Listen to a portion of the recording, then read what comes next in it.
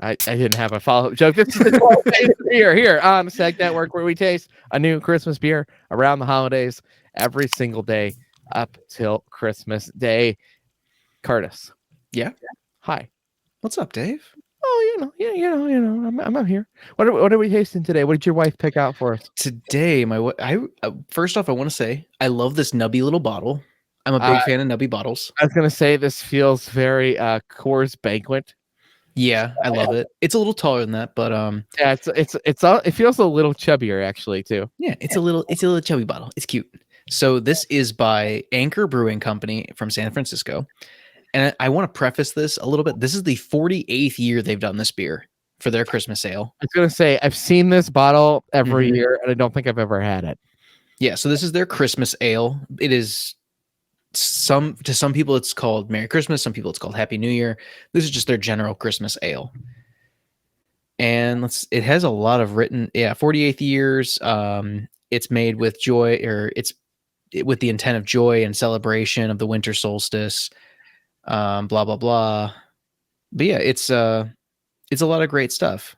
What I'm excited about here is if it was hard to really read. that same, because it's like the old label. Well, it's also like written half on this side of the top of the bottle, and then written on the other side of the top of the bottle. Yeah, and then this comes off as so I'm not going to try to read it. Yeah, nope. It's kind of a mess, guys. It's in the description.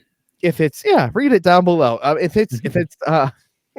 If it's truly the same recipe that they've been making for 48 years, I like these old beers because I feel like I like tasting things that have existed longer than me, which is really weird because most stuff has.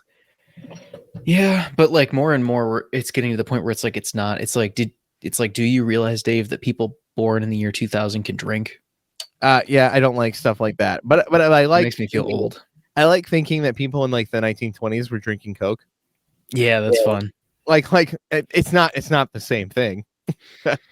Also, by the way, please drink responsibly. Enjoy your holiday season. So we haven't said that enough. I'm gonna pour it. Same. I'm bringing it up top so you can see. I like to pour right here where it's dark. I'm not gonna smell while I'm pouring it, but that doesn't really mean anything. I smelled it in the bottle, but that never does its justice. No, it's never even close. I've stopped. This one's a little hazier. All right. Oh my gosh! Don't worry, it's all empties. Yeah, we still need those. We gotta shoot. Oh yeah, the pictures, selfies.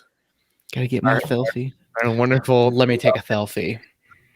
That's another throwback song. I'm just in the mood for music today. This definitely smells like a Christmas ale. I smell almost nothing. It's not very strong, but there's a subtle kind of Christmas spice smell. It kind of smells like an aftershave. That is not the description I would give it. Like a nice, winter greeny aftershave. It's not a bad. I'm not calling it out. It's just it smells like a quality perfume. Speaking of smelling like an aftershave, check out Dollar Shave Club, our not sponsor. Yeah, if they'd like to sponsor us, we're all guys who need things. Or Manscaped. I'd be more into Manscaped. I'm a hairy dude. I'll grow it out and do an example video of how well their trimmer 4.0 works on my body. Yeah, that lawnmower, we got that. All right, Manscaped, you hear it. All right, 12 days of beer here on the Seg Network. This is, you gotta tell me the name of this again. It's a Christmas ale by Anchor Brewing Company. Anchor Christmas Ale. Cheers. Cheers. All right. I don't want this comment to sound harsh. It tastes old school. It tastes boring. Yeah. like is that mean? I don't want that to come off the way it sounds. It's not a bad beer. No.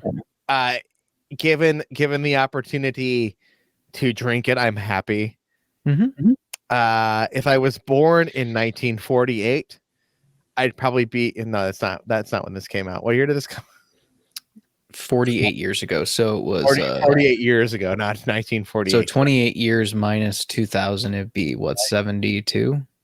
All right. So if I was born in 72 and I was born 20 years earlier. Okay. And I was okay, I guess I have to be born 40 years earlier to be legally able to drink it.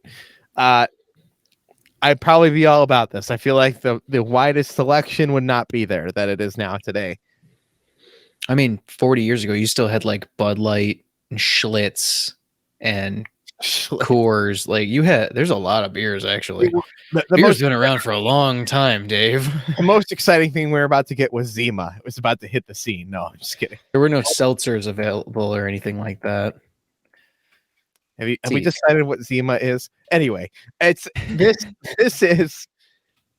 not a bad Christmas ale. It's just not blown away, shocking, crazy. There's a little bit of that spice. It's subtle. It feels like a standard dark porter or a lager. Maybe a lager is probably a better description. So I got to tell you something, just fun fact about the Great American Beer Festival winners from 1983 to 1987. Okay. So Anchor Porter is third place in 1983. Okay. It would be the second year this came out. Oh, is this a porter? Is this technically a porter? I believe this is technically a porter. It tastes like a porter. It doesn't say anything on here. Nope, doesn't really. Wait, this is an ale. I'm wrong. I'm allowed to be wrong. But they made a beer that made the list, so definitely tastes like a mild porter. It does. But to give you some ideas of like what was available in like 85-ish, you had Sierra Nevada making pale ales and porters. You had who are these people? You had Leinenkugel making lagers. I saw an ad on the side of a gas station the other day. Yeah. For Pyramid cigarettes being on sale. Oh my God. Yeah. Pass. I sold one pack of those when I worked at the gas station. I did too. I sold one pack. It was off a whim. Yeah, one pack of Pyramid Lights. It was the one person and sorry if you're out there, those were old. Yeah, they are very, the one pack I sold very fire. But they're like, yeah, get me something different. I'm like, I got Pyramids, and they're like, done. I'm like, this is your choice, man. And they literally were cheap. The management in our store was so bad for so long. I'm just gonna call her out right now. Okay, I'm not gonna complain to you, Dave. Yeah, you're She's right. Gonna knock on your door tomorrow. She's gonna find me using stars or something. My goodness. She was so incompetent though that the cigarette count order would be off if we got rid of things that were so expired. So we just had to keep all the Pyramids and the oh gosh, what else is under there?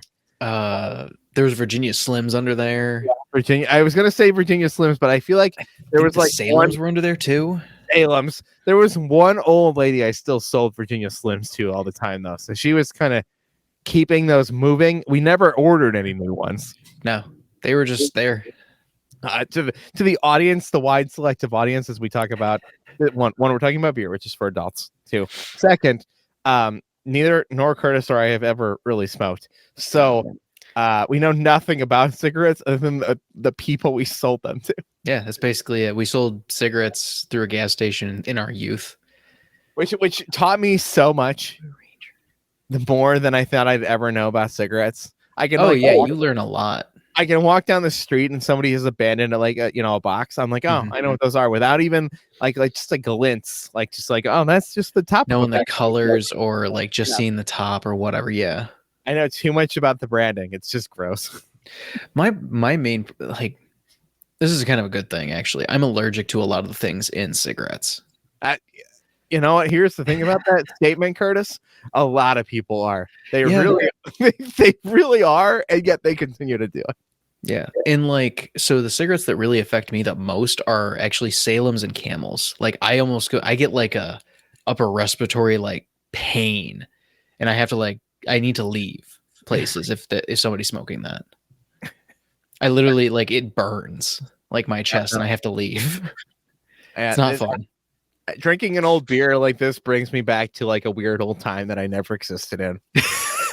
Yeah, back in the 1980s, back when there was a similar recessionary period, gas shortage and inflation was also at an all-time high. Yeah, except for the part where We're in the same fashion too, is the funny thing. Like the 80s came back and so did the 90s. They're back in 90s. We're really back in 90s. I'm not mad about it. No, I'm okay with it. My 90s old clothes all fit still, so it works. 90s doesn't feel wrong. The 90s never felt.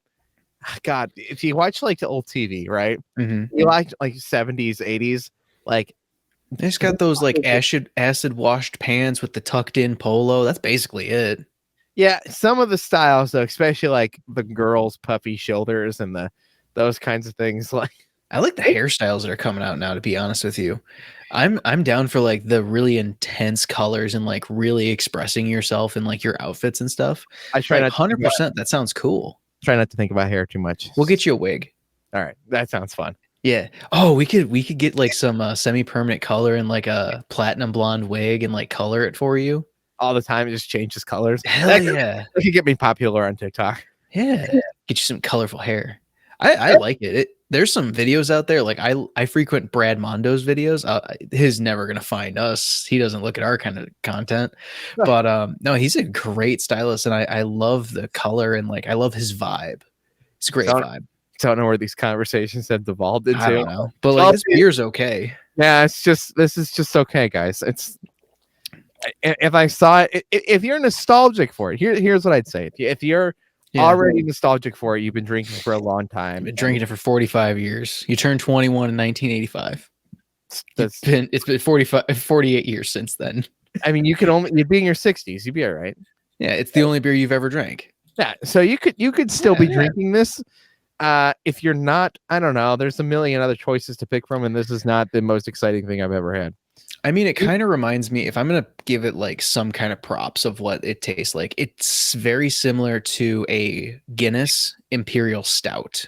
Yeah, but a more mild version of that. It feels like the baseline for what Christmas ales became. And yeah. And then they added spices and exciting things. Yeah, it's like club soda, and then we learned how to make Coca-Cola. I mean, it's not bad. It's just it's just plain. That's all. It's like the plain bagel. You know, sometimes you're in the mood for a good plain bagel, little butter, done. But sometimes you want the onion bagel with the chive cream cheese, and that's what you're really feeling. Strawberry cream cheese on an onion bagel. Yeah, what's wrong with you, bro? with some pickles. What? And this is how you get TikTok famous. You start doing that crap. I'm Dave. I'm Curtis. This is the segment where we taste new things almost every single day. Thank you for tuning into the 12 Days of Beer for this Christmas ale from, oh gosh. Are you gonna? It's Anchor Brewing Company. Anchor Brewing. It was there. Not even that hard. It's an anchor. It's the podcast. Okay, podcast service. Tune in next time for another 12 Days of Beer. We'll see you guys tomorrow. Bye. Happy holidays. To the holidays. Happy holidays. Bye. It's a snack network. It's a snack network. Oh, I tried, and I tried to find something that I could rhyme with the snack network. But there's literally nothing. There's not a thing that you can rhyme with it.